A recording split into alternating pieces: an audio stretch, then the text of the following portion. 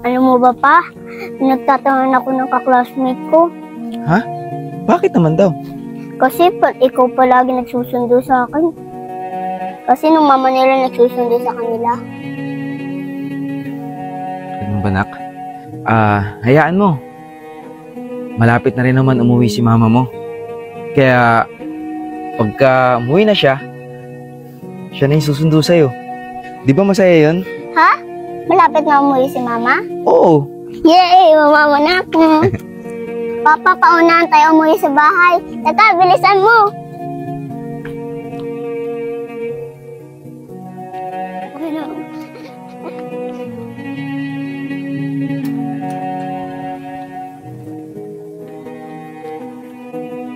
Papa, ayoko pumasok.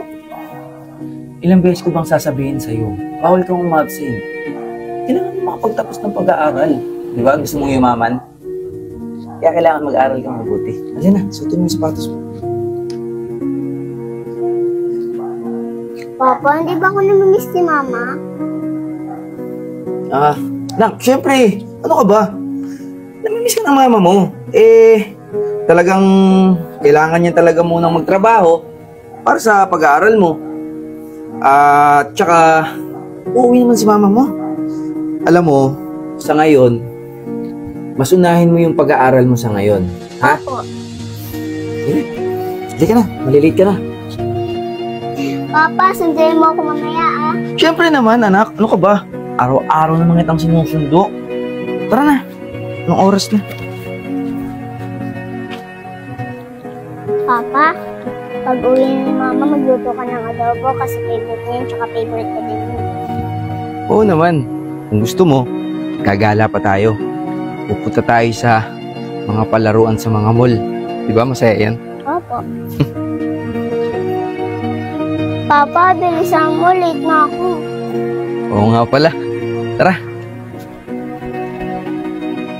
Ate, pwede po ba magtanong? Saan po ba dito yung bahay ni Boy Baldog?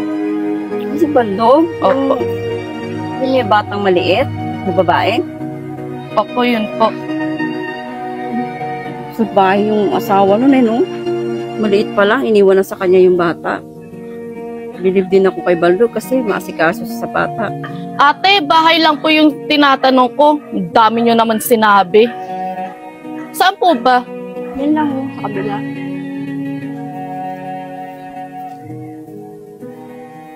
Sino yung babae na yun? Mukhang mayaman.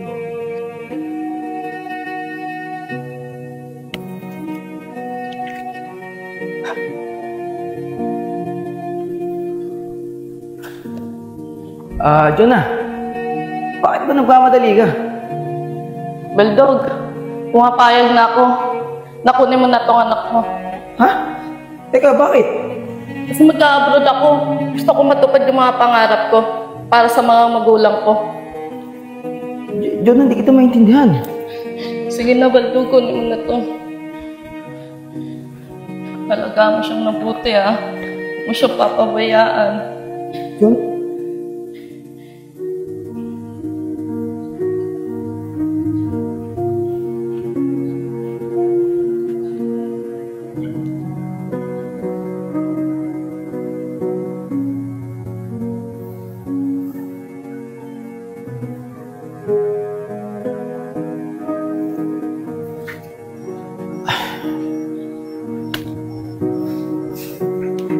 Maubos na yung gatas ng anak ko. Hanggang ngayon, wala pa rin ako mahanap na trabaho. Mga oras na nga pala. Sabihin ko na yung anak ko. Tao po. Tao po. Tao po. Uy, may tao. Sino yan? Teka, sandali. Eto na. Baldog.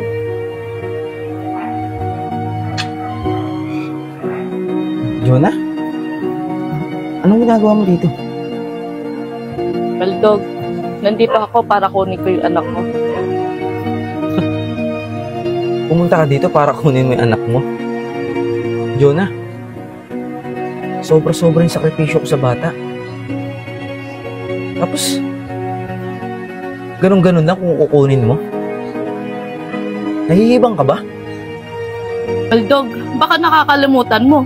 Magulang din ako ng bata. At may karapatan ako. Jonah, ilang taon kang hindi nagparamdam sa bata. Tapos kayo sasabihin mong isa kang ina? Na magulang ka? Hindi ka nagpakamagulang, Jonah. Alam mo yan sa sarili mo. Sino kaya kausap ni Papa? Papa, bakit iba ko sa mundo? Sino po siya?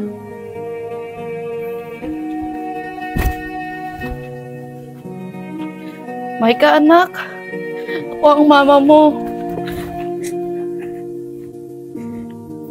Papa, totoo po yung sinasabi niya? Oo, anak, totoo. May ka dito, nak. Baldog, ipigay mo sa akin yung anak ko. Bitawan mo, anak ko. Bitawan mo. Wala kang Anak. karapatan, Jonah. Pumasok na tayo sa loob. Baldog, yung anak ko, ibigay mo sa akin. Wala kang karapatan sa bata. Dahil isa kang pabayang ina. Ilalaban ko yung anak ko. Magkikita tayo sa korte. Tandaan mo yan. Hindi ako papayag.